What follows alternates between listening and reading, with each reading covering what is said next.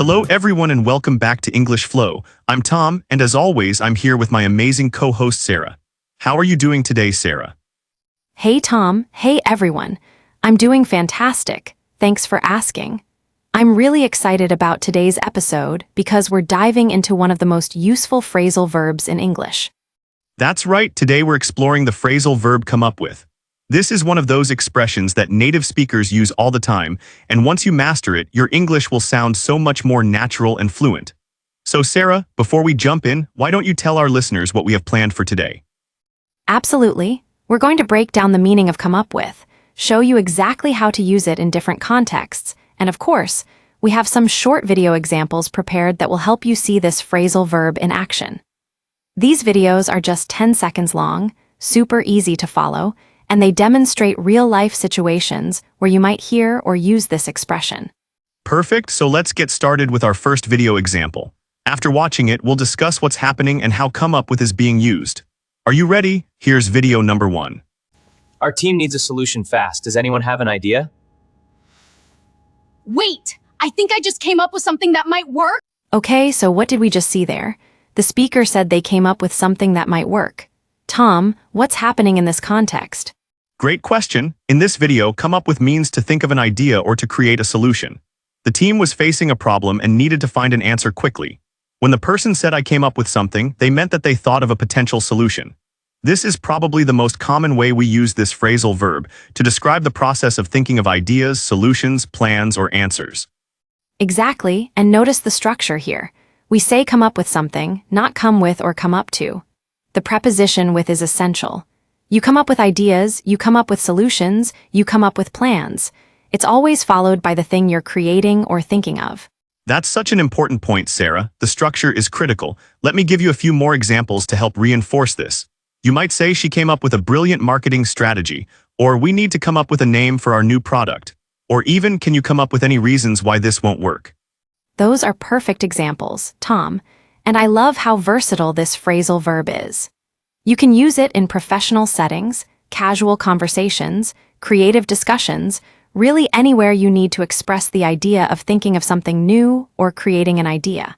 Absolutely. Now let's watch our second video example. This one shows a slightly different context, but the meaning remains the same. Let's take a look. I need a gift for my mom's birthday, but I have no idea what to get her. Maybe I can come up with something creative and handmade. Oh, I love this example. Here we see someone trying to come up with a gift idea. It's a more personal, everyday situation compared to the business context in our first video. Right, and this shows how natural and common this phrasal verb is in daily life. The person is trying to think of a creative gift idea. They're brainstorming, using their imagination to come up with something special. It's not just about business solutions or formal ideas. You can come up with anything: gift ideas, dinner plans, excuses, explanations, stories, you name it. That's a great point. And did you notice the speaker said maybe I can come up with something? They're using it in a future sense, expressing hope or possibility that they'll think of an idea. So you can use come up with to talk about ideas you've already had, ideas you're currently thinking of, or ideas you hope to have in the future. Excellent observation, Sarah. The tense flexibility is really important. Let me give some examples with different tenses. Past tense, yesterday I came up with a great recipe for dinner. Present tense, I'm trying to come up with a response to her email right now. Future tense, I'll come up with something by tomorrow. Present perfect, have you come up with any ideas yet? Those examples are super helpful. Our listeners should try making their own sentences using different tenses. It's the best way to really internalize this phrasal verb. Tom, are you ready for our third video example? Definitely, this third example shows yet another common situation where you'll hear come up with. Let's watch. The deadline is in 2 hours and we still don't have a slogan. Come on, team. We need to come up with something catchy right now. Wow, that was intense.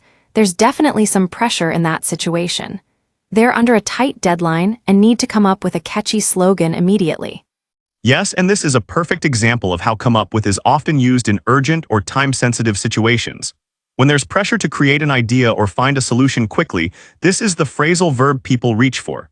Notice how the speaker says we need to come up with something.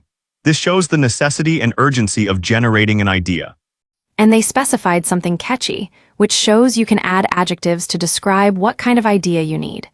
You might say come up with something brilliant, come up with something affordable, come up with something unique. The possibilities are endless. That's a fantastic point. Let me add a few more examples with adjectives. The designer came up with an innovative concept. Can you come up with a convincing argument? They always come up with creative excuses. See how the adjective helps specify exactly what type of idea or solution you're talking about. Perfect examples, Tom. Now, I think it's important to talk about some common collocations with come up with. What are some nouns that frequently follow this phrasal verb? Great question. The most common ones are come up with an idea, come up with a solution, come up with a plan, come up with a strategy, come up with an answer, come up with a name, come up with an excuse, and come up with a way to do something. These are the combinations you'll hear most often in English. Those are all super useful. And listeners, if you want to sound really natural, try to memorize these common combinations rather than just the phrasal verb alone. When you learn chunks of language like this, your fluency improves dramatically. Sarah, that's such valuable advice. Learning in chunks is definitely the way to go. Now, let's talk about some situations where students might confuse come up with other similar expressions. What are some common mistakes you've noticed? Oh, that's a good topic. One mistake I often hear is people saying think up instead of come up with. While think up exists and has a similar meaning, come up with is much more common and natural in everyday conversation. Another mistake is using the wrong preposition, like saying come up to an idea or come with an idea. Always remember it's come up with. Exactly right, the preposition is crucial. Also, some students try to separate the phrasal verb, but come up with should stay together. You don't say I came an idea up with or I came with an idea up. It's always come up with as a unit followed by the object. That's an important distinction.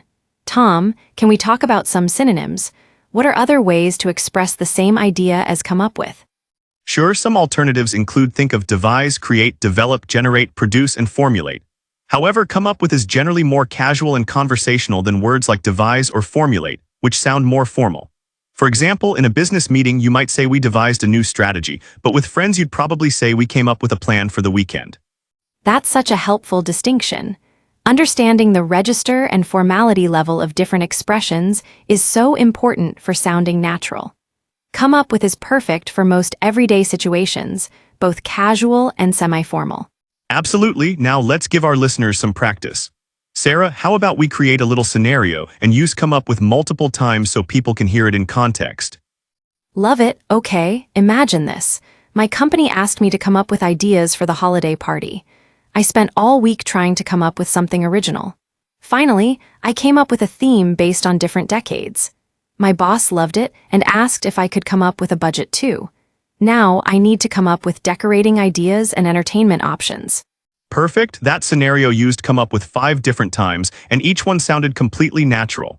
This is exactly how native speakers use this phrasal verb in real life. It's versatile, common, and incredibly useful. Now listeners, here's your homework. Try to use come up with at least 3 times today in your own sentences. It could be about anything: ideas for dinner, solutions to a problem you're facing, plans for the weekend, whatever. The more you practice, the more natural it will become. That's excellent homework, Sarah. And remember everyone, phrasal verbs like come up with are what make your English sound fluent and natural. Don't be afraid to use them. Native speakers use phrasal verbs constantly in everyday conversation.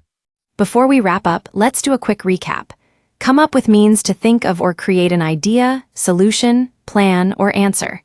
It's used in all kinds of situations, from casual to professional. The structure is always come up with followed by what you're creating, and it works in all tenses. Perfect summary, and don't forget those common collocations we mentioned. Come up with an idea, come up with a solution, come up with a plan.